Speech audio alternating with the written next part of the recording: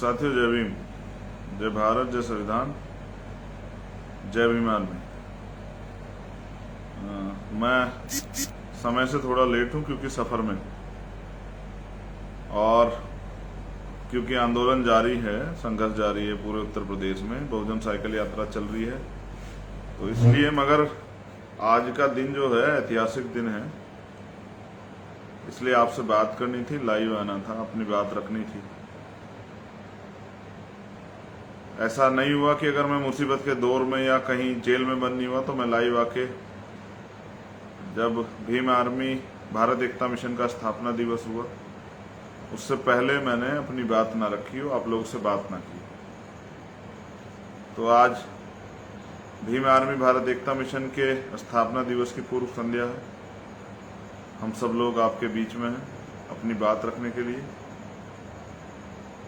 और ये भीम आर्मी कैसे बनी, कब बनी, क्यों बनी, किन परिस्थितियों में बनी, क्या क्या यहाँ से लोग चीज़ें तैयार हुई, ये सब चीज़ों पे लगातार डिस्कस चलता रहता। बहुत सारे लोग हैं जो कोई, मुझे नहीं लगता कि आज देश दुनिया में भीम आर्मी को अपनी पहचान बताने की जरूरत है। भीम आर्मी कब बनी, क्यों बनी, किसने बनाई, कैसे बनी, क्या करती है भीम आर्मी, भीम आर्मी का काम ही उसकी पहचान है। तो मैं स्वागत करता हूँ आप सब लोगों का, और अपने बात को रखने से पहले अपने संतों, गुरुओं, महापुरुषों को नमन करता हूँ। आज अभी हम लोग हैं अयोध्या में, अम्बेडकर नगर से वापस लौट रहे हैं लखनऊ। तो अयोध्या में हम लोग हैं, और अयोध्या में मैं आपसे बात कर रहा हूँ। ऐतिहासिक दिन, ऐतिहासिक जगह, करुणा के सागर तथागत गौतम बुद्ध, संत श्रोमणी सतगुरु रविदास जी महाराज, भगवान वाल्मीकि महाराज, गुरु नानक देव, संत कबीर, गुरु घासीदास जी महाराज,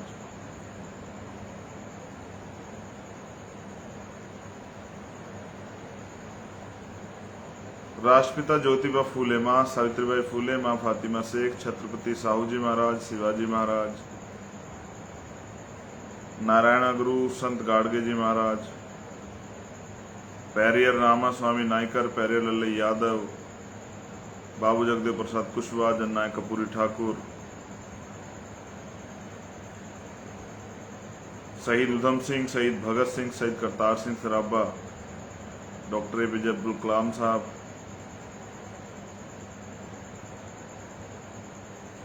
महाराजा बिजली पासी जी, और भी जो हमारे और महापुरुष हैं जिनके नाम में से छूट गए, जैसे दशरथ मांझी जी, बिरसा मुंडा जी, माँ अवंतिका बाई लोधी जी, माँ झलकारी बाई, माँ रमाबाई,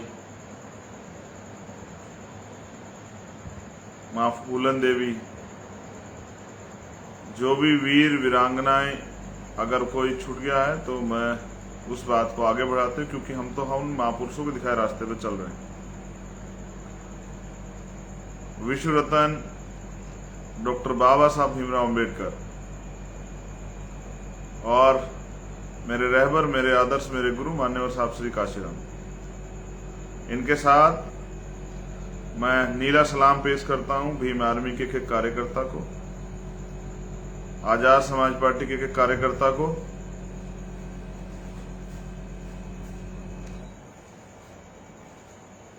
बहुजन समाज के लोगों को। मैं बस अपनी बात शुरू करूंगा, बस एक जानकारी आपको देता हूं। आज ऐतिहासिक दिन इसलिए भी है, 20 जुलाई 1924 को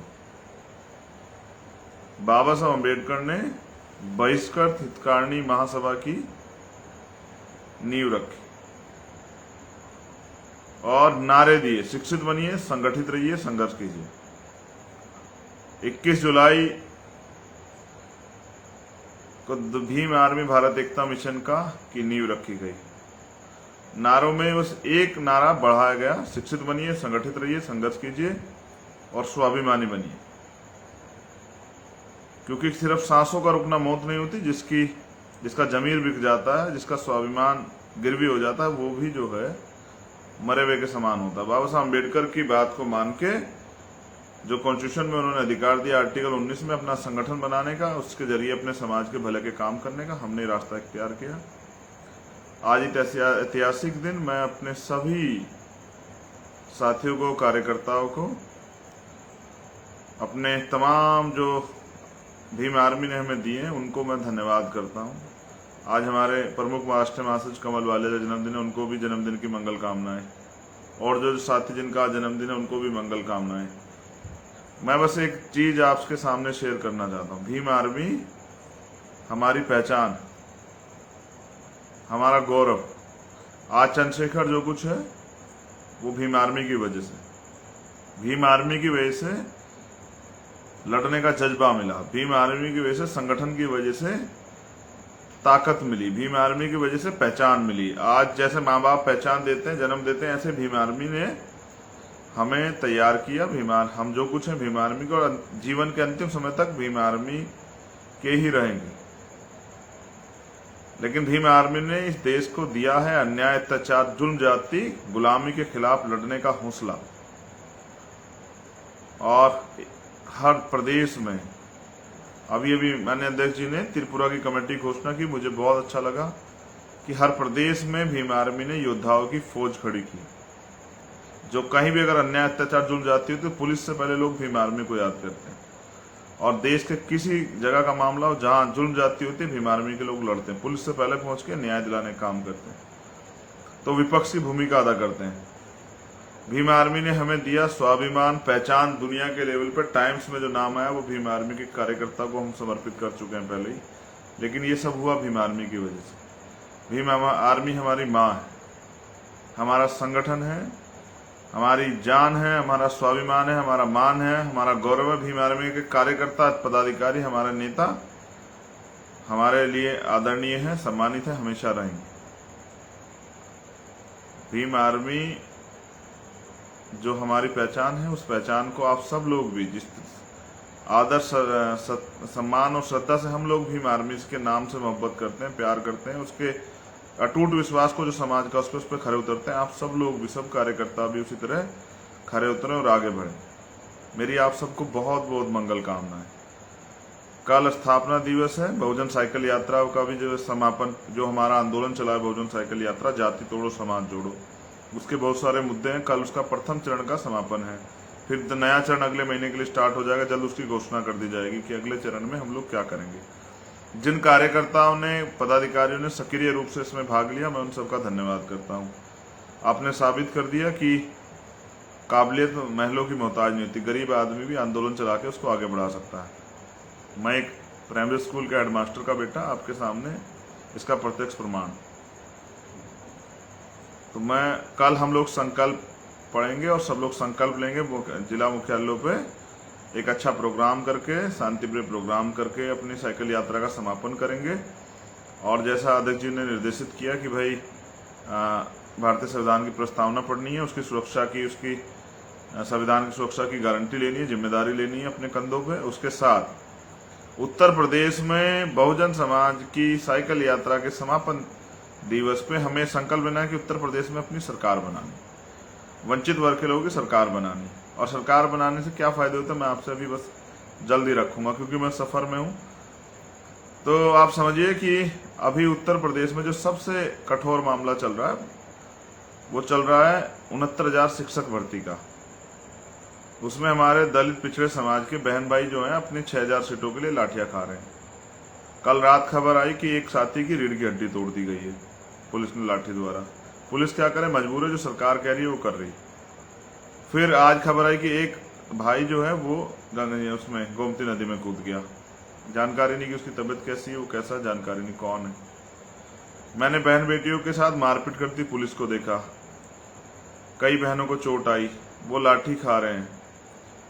वो लाठी इसलिए खा रहे हैं क्योंकि उनके हित की सरकार नहीं, ये सरकार पूर्ण रूप से उनके विरोधी। पहली बात तो आरक्षण के नियमों का पालन नहीं होता। जो हम दूसरों का अधिकार नहीं लेते, हम किसी भीख नहीं मांगते, अपना अधिकार मांगते हैं। एक नारा ना, हम ना किसी से भीख मांगते, हम अपना अधिकार मांगते। तो जो आरक्षण संवैधानिक अधिकार है, हम उसको मांगने के लिए, उसको लेने के लिए गए, उसके साथ घोटाला हो रहा है, यानी कि हमारी हकदारी, हमारी हिस्सेदारी को छीना जा रहा है। वो लाठियां बर्दाश्त नहीं हुई। कल मैं उन सबसे मिलूंगा और एक बड़ा आंदोलन कॉल करेंगे। जो भी तय होगा मैं परसों 22 तारीख की पीसी में बता दूंगा। लेकिन ये भी सत्य है कि मैं अपनी बहनों को, भाइयों को पिटते हुए नहीं देख सकता हूँ। मैं नेता नहीं, मैं उनका खून हूँ, उनका अपना हूँ, उनका भाई हूँ और एक गरीब परिवार से आता हूँ। और वो जिस भर्ती के लिए लड़ रहे हैं ना, प्राइमरी, वो शिक्षक भर्ती के लिए, मैं भी एक प्राइमरी स्कूल का हेडमास्टर का बेटा हूँ। मैं जानता हूँ एक अध्यापक की कीमत क्या होती है, एक अध्यापक क्या तैयार करता है। मुझे मेरे पिताजी ने तैयार किया समाज के लिए लड़ने के लिए, अपना जीवन बलिदान करने के लिए। मैं उस कार्य को कर रहा हूँ। ऐसे ही एक अध्यापक जो है ना, समाज का मुख्य मूर्ति होती है, समाज का एक चेहरा होता है, दर्पण होता है, वो जो समाज को तैयार करता है वैसे होता है। विश्वास कीजिए, आप अकेले नहीं, और मैं कभी झूठे वादे नहीं करता हूँ। जो करता हूँ, जो कहता हूँ उसको करके दिखाता हूँ। बहुत कठिन दौर है। मैं सब कार्यकर्ताओं को धन्यवाद करता हूँ। कल संकल्प लीजिए कि उत्तर प्रदेश में वंचित वर्ग के लोग साथ सरकार आएगी। सोचिए अगर आपकी सरकार होती, क्या आप, मैं अपनी बहन भाइयों से पूछना चाहता हूँ कि क्या आपको कोई लाठी मार पाता, या आपके आरक्षण के साथ कोई हकमारी कर पाता? मुझे इस बात की खुशी भी है। हमारे साथी प्रोफेसर साहब ने लिखा कि ये बैकवर्ड की बहुत सारी जाते लिखी कि ये लोग पिट रहे हैं, इसलिए पिट रहे हैं क्योंकि आरक्षण की वैल्यू को समझ पाए, अपने हक अधिकारों के लिए पिट रहे हैं। पिटते तो पहले भी थे, लेकिन अब वो अपने हक अधिकारों के लिए पिट रहे हैं। क्यों इसलिए पिट रहे हैं? क्योंकि उनके हक अधिकारों पर डाका डाला जा रहा है और वो लड़ना चाहते हैं, अपने हक अधिकार चाहते हैं, वो अपनी हिस्सेदारी चाहते हैं।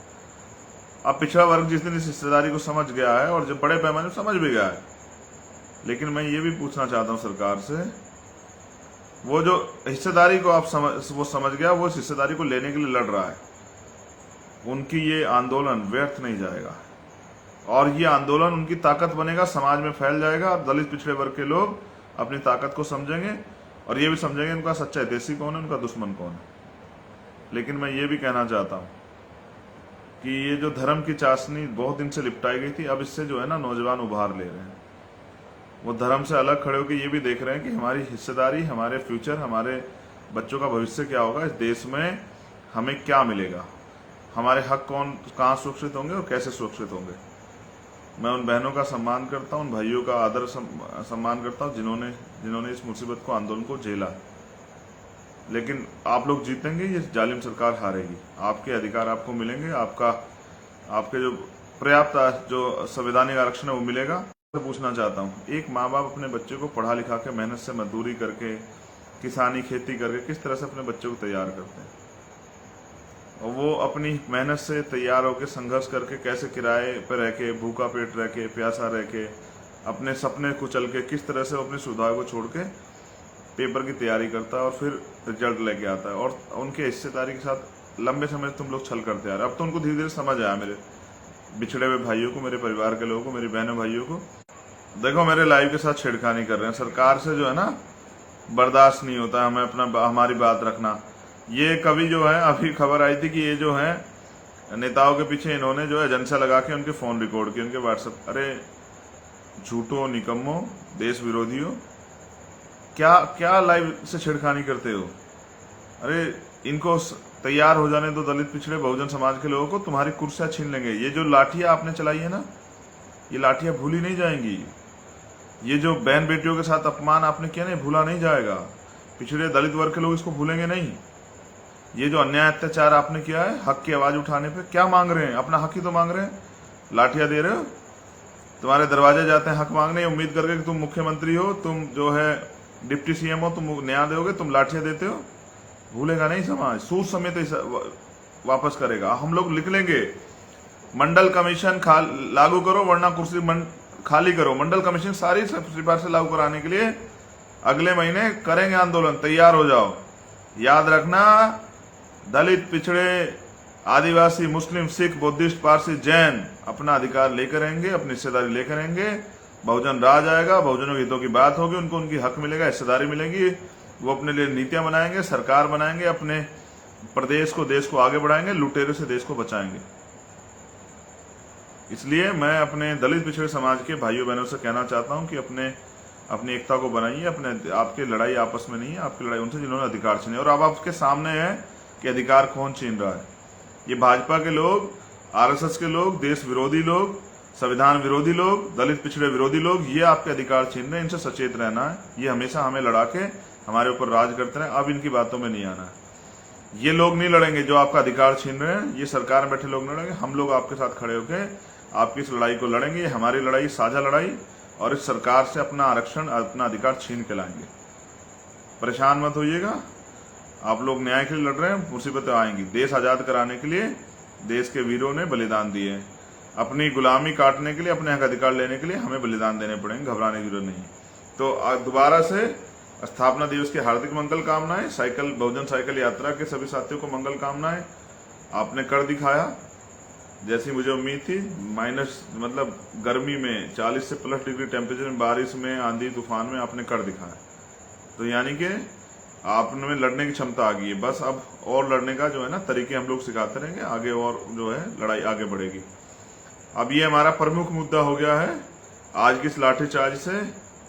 मंडल कमीशन की संपूर्ण रिपोर्ट लागू करो, वरना कुर्सी खाली करो। पिछड़ों दलितों के अधिकार छीनने वाली सरकार को सत्ता से बाहर करो।